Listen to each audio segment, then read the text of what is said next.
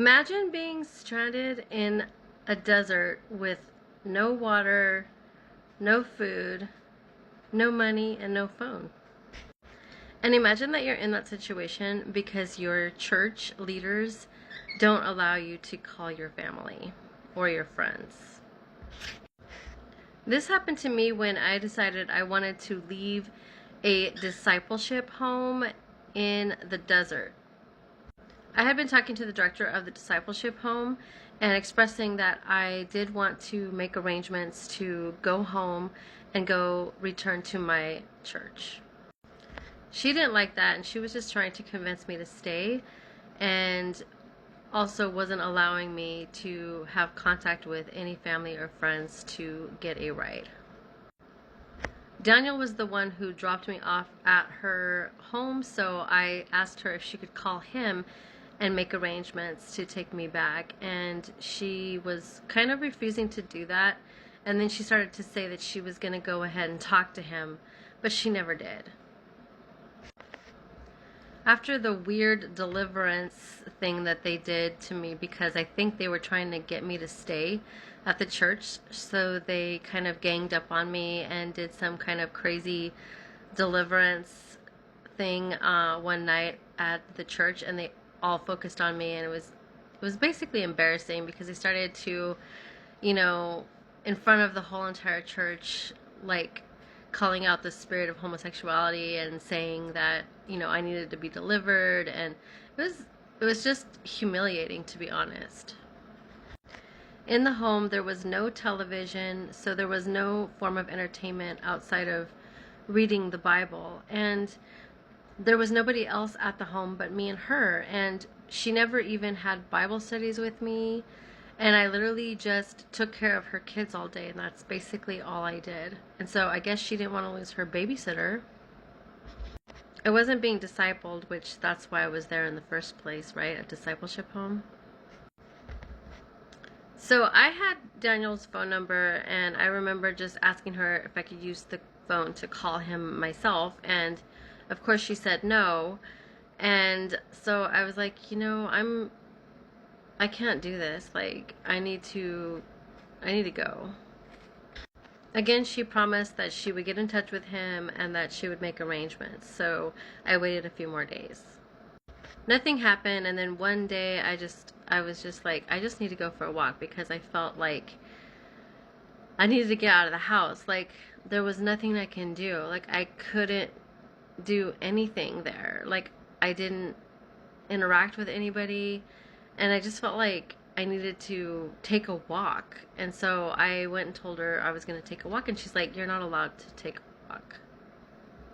And at that moment I was like, I'm 21 years old, I'll take a walk if I want.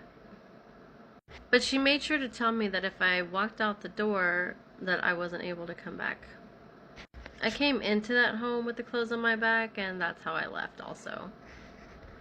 So I'm walking down the street, and I'm like, okay, now what am I gonna do? Because I was like, it was really nice to just get out and walk, but then at the same time I was like, okay, now what? Like, I need to stop saying that word, because my dog looks at me every time, and he does also want to do that. So my first thought is, like, I just need to get in a place where there's a lot of people and where there's a phone. So I'm thinking, where's the nearest shopping center? Let me just walk to the nearest shopping center. So I'm going along, and I'm not seeing nothing but desert. I finally made it to like a residential area, and it was kind of like there were houses, but I was still not seeing a store or a shopping center. And I'm like, how far out am I? Like, I really didn't pay attention to how I got there or where I was, really. I barely knew that I was in the city of Hesperia. And there were literally like no people anywhere around, so I was like, I can't even ask someone where the nearest store is. It's not like I had a phone or a GPS or anything like that. So I finally seen some people hanging out outside, a lady with her kids, and I stopped and I was like, hi, do you know where the nearest shopping center is? Like, I'm trying to get to Victorville, because Victorville is where Daniel's church was at. And she's like, oh, she's like, we're gonna go to the grocery store out in Victorville in just a little while if you want to go with us. So I was like, really? I was kind of scared, but because it was a woman with kids, I felt a little safer. I think her husband was a little apprehensive though, like, why are we taking this stranger with us? So I don't really remember the conversation, it was so long ago, but I just remember I was probably telling a portion of my story or something like that, and then I was telling them how I was just trying, I think I was being truthful, like, because normally I am truthful, so I basically told them I wanted to leave this place, and it probably didn't sound that great to the husband. He was probably thinking she's probably an addict and she's leaving some rehab, so why are we helping her? They made it sound like they were going to help me like get to a phone so that I could call Daniel and that they would take me over to the church. And once I found the address for it. So I was like looking around for a phone book and stuff like that, because that's back in the days of the phone books. And, you know, I just think that her husband got freaked out. And so we were in an aisle, and then next thing you know, they like turned around and went to the other aisle. They said they were going to go to the next aisle for something, and that they'd meet me in the front. And then when I went to meet them in the front, they were gone. So they just left me stranded right there in the market. I mean, I don't blame them. I mean, it's hard to trust people and know that people have good intentions, you know? So then I was like, what am I going to do now? Because now I'm in the right city. I just need to find out how to get to the church, and I'll walk there if I have to. How far is it? How big could Victorville be? At some point I remember walking and seeing a hotel, so I was like, okay, let me go over there to the hotel, then I could at least get a glass of water and sit in the lobby, relax, probably find a payphone. So I find a payphone and I just start trying to call Daniel.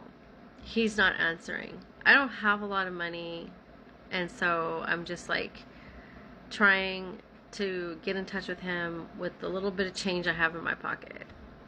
I stood there for I don't know how many hours trying to call him, and I don't know if I ran out of money or what, but then I just thought, I don't know what to do, and I think I stood there as long as I could, and I don't remember if I got kicked out or if I just got to where I wanted to wander a little bit and try to see if I could find some help somewhere else, but it was starting to get later in the night, and I didn't know what to do at that point.